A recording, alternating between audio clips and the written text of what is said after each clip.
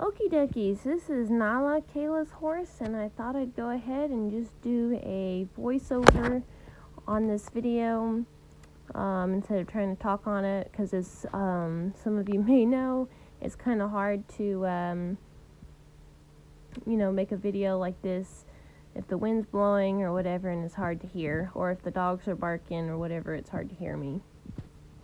So anyways, I was thinking about just hopping on her and taking off, but then I got to thinking I had to go ahead and lunge her a little bit to show how she lunges. So I ask her out. Very nice. I love how she's going ahead and loping in the beginning, and how she's turning. In the beginning it was got a little confused there. But in the beginning, it was kind of hard to get her to move out at a lope, lunging like that. That's where actually the mattresses came in handy, is she went ahead and jumped them. Now there she was wanting to run back. She was getting a little bit confused, and I was trying to, there I actually asked her to stop. Very nice stop. But when she was hopping around, or when I say hopping around, when she was trying to turn the other way and whatever, she was actually getting a little bit confused. And I was like, hey, come on, move forward or whatever. But I got to thinking about it, and I had the bridle, over my arm there, and I believe she was getting a little bit confused with that and thought she was supposed to, turn around and head off the other way. So here I'm putting the bridle on. Oh, well, I'm putting the bridle in there. But the mattresses do help. It's something that they can go over. If they hit it, it doesn't hurt them. It's nice and soft. But yet, when I'm trying to push them out to get them to go, it's something that a lot of horses will jump a little bit. And if you're having trouble getting a horse to really move out when you're lunging them, sometimes it's nice to have something for them to go ahead and jump over. Because when they jump over it, it encourages them to, move out, to step out with their feet or whatever. And so it's really helped with her that I haven't had to get after her so much to get her to try to move. Here, just yielding their hindquarters. Gonna yield them the other way. When I first got on, she was a little sticky, but not bad. Getting her to yield her hindquarters. She kind of wanted to walk a circle, but I had a little bit of, there, she's wanting to walk a circle, so I'm getting after her a little bit, just get that hindquarters to move. Nice. So I had a little bit of that trouble on the ground. It wasn't a big trouble. It wasn't something like, oh my gosh, this is a big deal. It was just the fact that she wanted to walk a circle instead of go ahead and move that hind end over. So the purpose of moving the hind end over, stepping across like that, if they step across with that hind end, you take away their power to run away, to buck, to rear, to bolt, any of that. So it's a safety measure in order to get that hind end. You don't just want the head to be pulled around for your emergency stop. You also want that hind end to step across. I've had horses run away with me before with their nose literally touching my boot. So, I want to make sure that when they step across, that back end goes ahead and steps over in the back. So, ask her to stop, back up. Pretty nice. So her stop and back up is just getting better with each ride. Just asking her to walk out. So when you're riding a horse, especially a horse like her that's kind of on the athletic side, you want to mix it up when you're like the very, very first ride with the horse. And this is not her very first ride with me, or, well, I guess what I'm trying to say is before she came here, she has been saddled and ridden before. Just to let y'all know, this is not a horse that has had nothing done with it. This is a horse that has been saddled and has been ridden prior to being here and training. But when you get on a horse, the very first ride, when I get on a horse, very nice turn, I like to make sure that they walk, trot, and gallop but as time goes on, I want them to, when I get on, to just walk out and not think every time I get on they have to take off. So here I'm just working on getting them to turn. This, well, I've been working on getting her to move the front end around just at a walk, but doing rollbacks into the fence and getting her to move out is, you don't really, you just use the fence and you don't really have to, oh, there she kind of crashed with her shoulder into the fence, so just a tad, and that pushed you out a little bit. But using the fence, it's a way of getting them to turn, but you don't have to like fight them and like, oh, you gotta turn. All you have to do is encourage their feet to move over and then out, and you don't have to be trying to like get them to, you just don't worry about whether they're using their back end or not. You just turn, the fence helps you turn, and then you push them out, and it's a way of helping them push off. So you're working on your rollbacks, but you're also working on your spins. See there, she went ahead, she kind of stopped even there and pushed off on that back end. So that's going to help with, very nice stop, with, you know, running barrels, her having to use that back end and then push off on it, or even you know, gun poles, because all your stuff has to come off the back end, or just stopping, turning. So you want her to use her back end as much as you can, but using the fence helps get that turn. So just letting her sit for a moment, let her think. I'll go again. Very nice turn. It also helps, the using the fence to roll back into also helps with the stops. And the reason it helps with the stops is because they get to thinking about using that back end and turning around, like right, oh, very nice. That was a very nice turn right there. But it gets them to thinking about using that back end, so when you go to ask them to stop, they're thinking more about using that back end, and they're kind of anticipating you turning, so they're going to have a little bit of a harder stop as well, because they're anticipating the turn, and so when you pick up on them, they're not sure if they're going to turn or not, and so they'll go ahead and work on stopping a little bit better. I love how she moves out. She's very athletic, something I really like about her. So here I'm working on her spins a little bit, but a slower pace. You notice I'll turn her and then kind of use the rein a little bit. I'm not hitting her hard at all.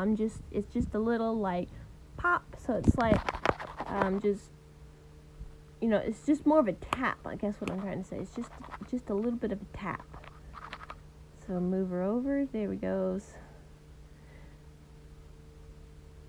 Very nice. So there, she went ahead and planted her foot and moved over, kept her body pretty straight with that turn. So I'll just let her sit there a moment and rub on her.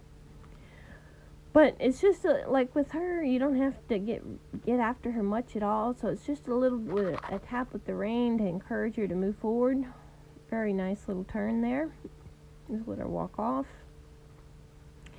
But a spin is a forward motion, so you want them to step out and around. So that's why I'm walking her forward and then turning her. Now there, she decided she was going to go one way, and I did not ask her, so I got her to go the original direction. Very nice turn without using the fence. And just walk her up and turn her again. So see, I went ahead and tapped her. Say, hey, you need to move out forward. That was a lot better, that little turn right there. Very nice. So you notice I'm keeping the forward motion the whole time. There, give it a little bit of a tap. So it's very important in teaching them to spin like this, is you keep that forward motion, because it's you want them to step out and around, out and around. So keep that forward motion. That was a little bit better, but not quite. So ask her forward. and then over, forward, and then over. Nice. So that was a good step over. She used her butt and she took her front end and went ahead and stepped on over like she was supposed to. So since she stepped over, I'm going out, I'm walking out. That's her. Quitting that is her reward for quitting it, and rubbing on her that's her reward for going ahead and stepping over. So, and you still keep the forward motion. I gave her a bit of a tap. Very nice. Ask her over. Very nice. So she's trying. Just have to give her a little bit of encouragement. And walking out like that just puts in her mind of being able to walk, because you don't want her just to take off and think that she's got to go. For a little bit of tap. So here, I know you all can't really see it that well, but I'm working on getting her to spin over here as well. So getting her to go into a circle. Now walking out. So now I'm gonna try it again. Very nice. So here I'm actually kind of using my foot a little bit on the opposite side. Just to let y'all know, I do not have spurs on her. The first few rides, depending on the horse, depending on how many rides, I do not wear spurs with them, and when I say that, sometimes I'll get a horse that's already been rode and is a little bit on the lazy side, harder to get to move out, and I might go ahead and wear spurs with them. But a horse that's a little more on the reactive side or wants to move out more, like her, I'll not wear spurs for the first few times until they get the hang of it, and then I'll go ahead and wear spurs to let them get used to spurs. So if anybody rides with them with spurs in the future, then it's not a big shock to them.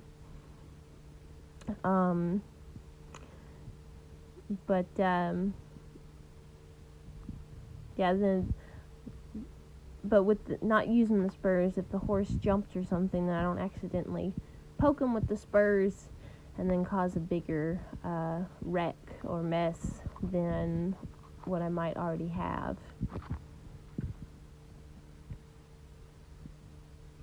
And sometimes when you're first teaching a horse, like with the spins and stuff, it's actually a little bit better to actually use the end of the rein or very nice, love the spin. Rubbing on her, let her know that she did a good job. But sometimes in the beginning stages, when you're teaching them to turn around or whatever, it's actually, or at least for me, what I have found, it's actually better to go ahead and use the end of your rein or maybe a little dressage quirk or whatever, and pop them on the butt a little bit to encourage them to move forward, than it is to try to use spurs or something to get them to move forward, because you can run into more problems and twitching their tail more, that sort of stuff if you're using spurs.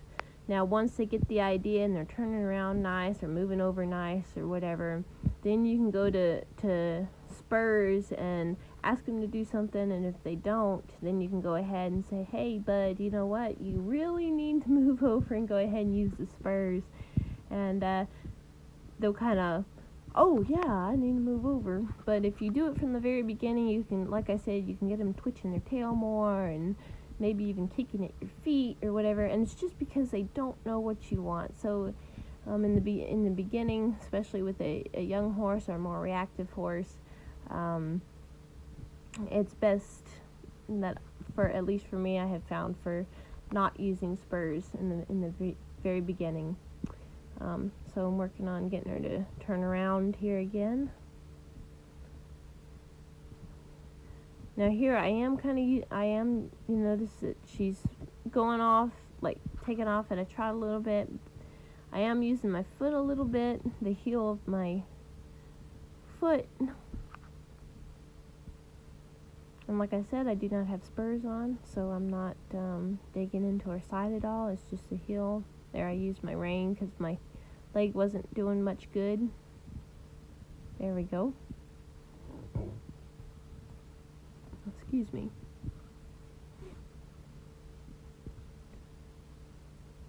There.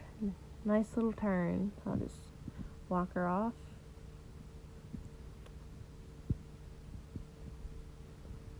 So now I'm walking her around again. Very nice. I'm working on our little bit of a turn. And keeping that forward motion, it helps encourage them to use that back end, because when they're in forward motion, of course they're using that back end and they're pushing off on that back end. So I'm trotting her off here, working a little bit on the stop, getting it soft, letting her sit for a moment.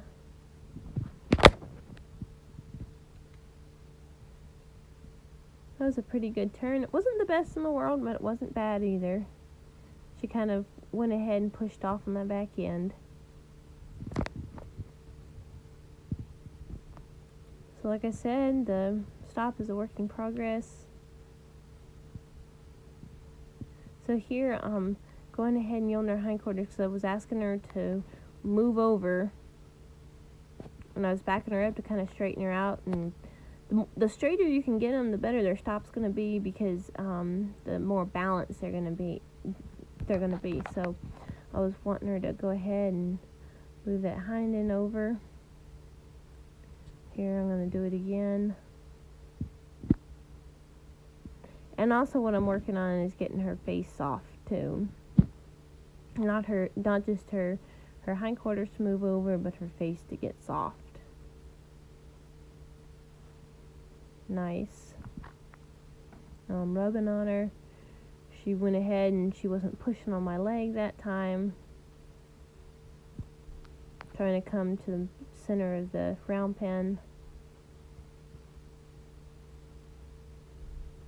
Lot better stop. Love it. Nice. I'll rub on her.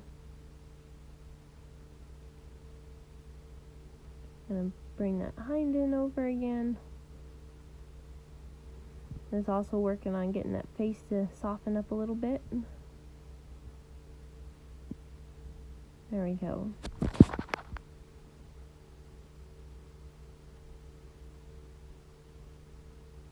Ask her to stop again. I wouldn't really say that was maybe the best stop in the world, but that backup is really nice. So here I was pushing on her with my leg again. She was kind of resisting a little bit.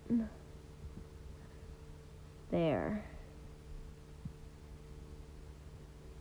Ask her to stop again. Very nice. I love how she picks her front feet up, and that is something I worked on getting her to back up and back up properly on the ground before I even thought about getting on her and doing it, because the more they know on the ground and the better they can do stuff on the ground, the quicker they're going to pick it up in the saddle when you're riding them. So that's everything I do on the ground. All the groundwork I do my absolute best for it to somehow relate to riding, so when you do start riding, it's a whole lot quicker in order to get them to do it under saddle. I mean, there's still a learning curve, but they will still pick up really quickly on what and how they're supposed to do. And I always like them to follow me when I get off, because if I fall off, they're more likely to follow me. So thank you for watching, and God